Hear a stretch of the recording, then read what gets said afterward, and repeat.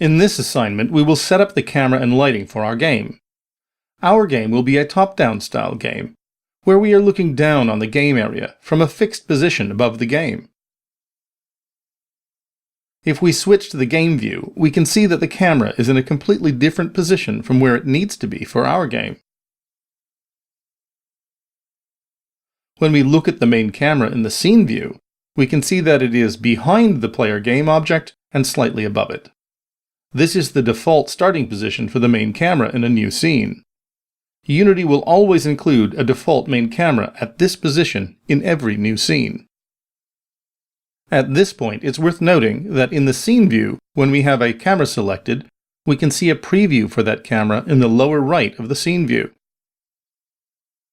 So, we want to move the camera to a position above the game area, where it is looking down on the game.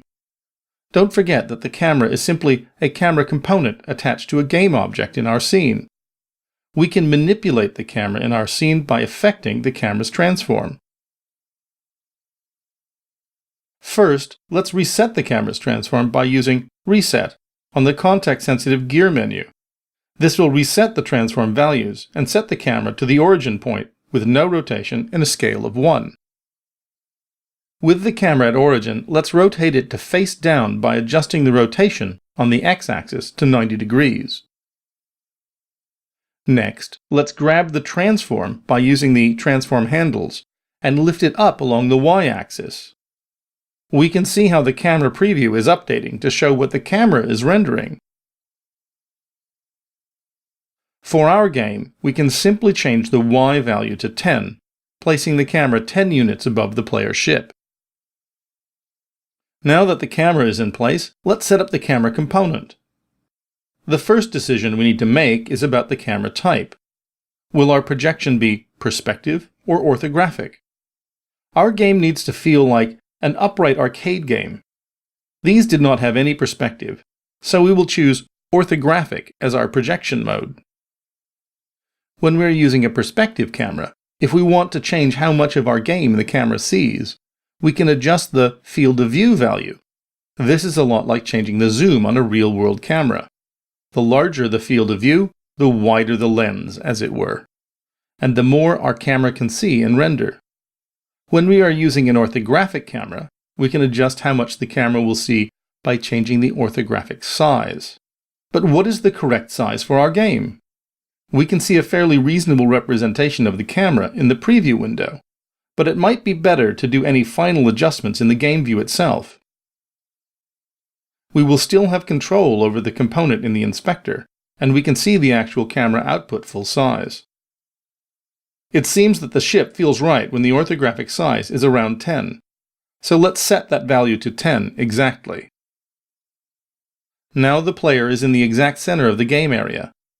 I feel that the ship should start near the bottom of the screen. What's the best way to do this?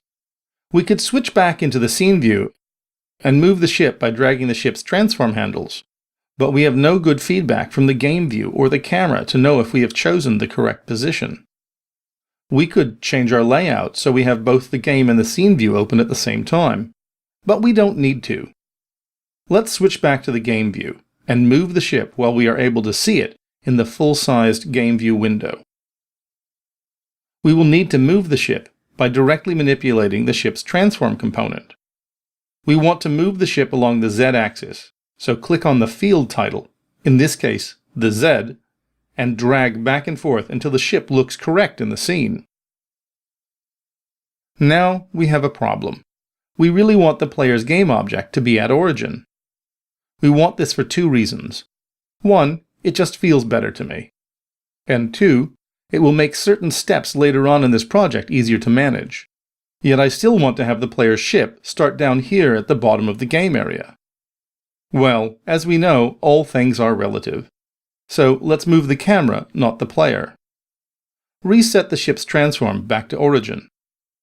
And select the main camera. Again, by dragging the field title, move the camera's transform up along the Z-axis until the ship is in a good position. This feels like a good position for the player's ship. Let's clean up the value for the camera's transform Z-axis. A clean round 5 is good. Next, let's set the camera's background. Currently we have the default background found in the clear flag setting. This is Skybox. We won't be using a skybox today. We simply want a black background. So let's change the clear flags to solid color. It's worth noting that if our clear flags is set to skybox, and we have no skybox assigned, clear flags will use the background color instead. This is why, even though we have skybox selected, we see the blue from the background color. Click on the color box. This will bring up a color picker. Let's make our background black. When we are done, we can close the color picker. We have no lights in this scene. Our background is black, yet we can still see our player ship. Why is that? If we go to Edit, Render Settings, we can see a property called Ambient Light. Ambient light is the light from no fixed point that lights all the surfaces in the scene. All new scenes have an ambient light set to 51, 51, 51. So every new scene has a very dim ambient light added to all objects in that scene. These values can be adjusted to add a general color or full white light to all objects in the scene. However, this light has no directionality and it can be very unflattering if used incorrectly. We will set our ambient light to black, effectively turning it off. Now let's light our scene. We will be creating a modified 3-point lighting system for our game, with a main or key light, a fill light, and a rim light. These 3 lights will show off the shapes of our objects and give our game a good sense of atmosphere. Start by selecting Create, Directional Light from the Create menu in the Hierarchy view. This will add a directional light to our scene. Rename this game object Main Light. Next, let's reset the light's position. This will set the light to origin. We won't see any change in the lighting, as directional lights light the entire scene based on their rotation, not their position. Switching back to the scene view will show us the light, and the gizmo will show us its orientation in the scene. Let's now reset the rotation as well, so we can have a clean set of values to start from. This is our main light, so it will be the brightest and most important.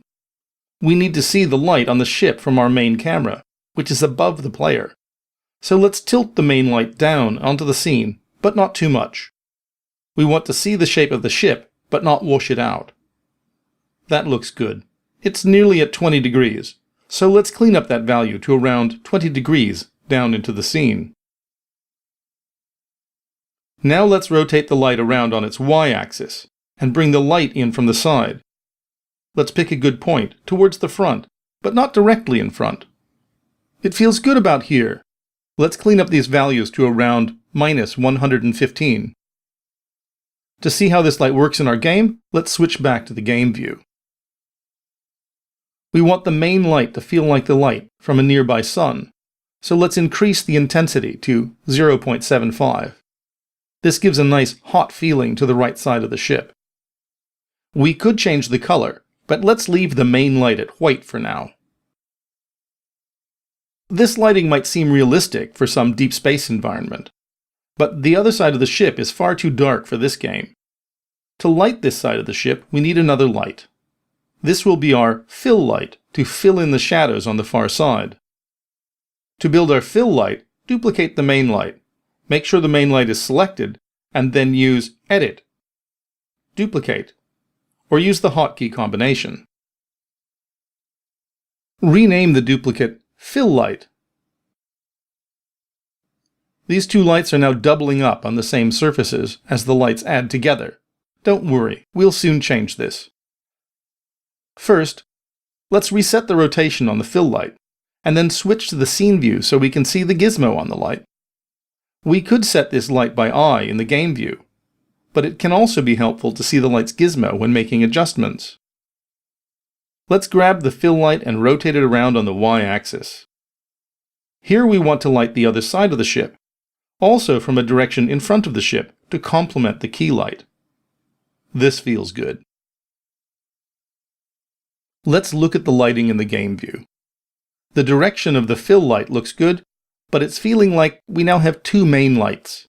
We don't need two main lights, so let's reduce the intensity of the fill light down to 0.5. And let's change the color as well. A hint of blue will tell us that this is a secondary light.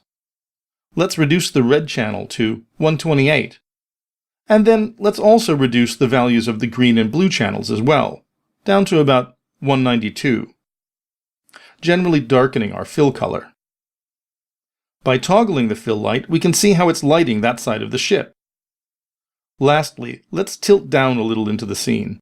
5 degrees is enough. And let's clean up the rotation on the y-axis, making it a nice round 125. That looks good. Now, let's add the rim light. Duplicate the fill light and rename it rim light. So we can see our rim light, which will be fairly subtle. Let's turn off the fill light. Now, select the rim light and reset the transform to remove the rotational values. This rim light needs to be fairly clear, and it needs to stand out when mixing in with the fill light, so let's change the color to pure white. Now, we want to light the rear of the ship in a way that complements the fill light. So let's rotate the light around to catch the rear edges of the ship, but on the same side as the fill. This looks good. Let's make this value a clean 65 degrees.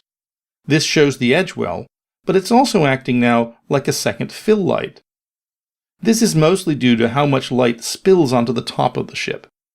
To fix this, let's rotate the light on the x-axis and come up from below. Now, this may seem counterintuitive, as we were looking down on the ship, but this will keep the light from shining on the top surface of the ship, and it will still catch the edges that we need to light. Minus 15 degrees seems fine.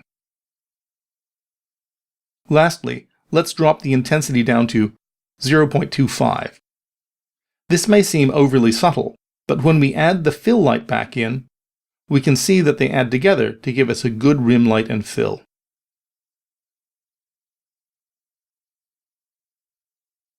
Now that we've added our lights to the hierarchy, they are sorted alphabetically and mixed in with all of the other game objects. This is not very well organized. If we look into our scene view and select our new lights, the gizmos appear right where we are working on top of our ship in the middle of the scene. Let's add some organization to our scene. We can organize our scene by using empty game objects. Add a new empty game object to the scene using the hotkey. Use Shift-Command-N on the Mac and Shift-Control-N on Windows. Rename this Lighting. Reset the game object's transform. It's important to note this step. When we are using empty game objects to organize our hierarchy, those game objects should be at origin with no rotation and a scale of 1. This can be accomplished by simply resetting the transform component. Now that we've set up our lighting game object, we can drag our lights into it. This organizes our hierarchy and keeps our lights together. To clean up the gizmos at origin, we can move our lighting parent game object up on the y-axis to get it out of the way. Let's move them up by 100 units. Now, there they are, up there out of the way. We can move these lights like this because they are directional lights, and directional lights light the entire scene based on their transform's rotation, not their position.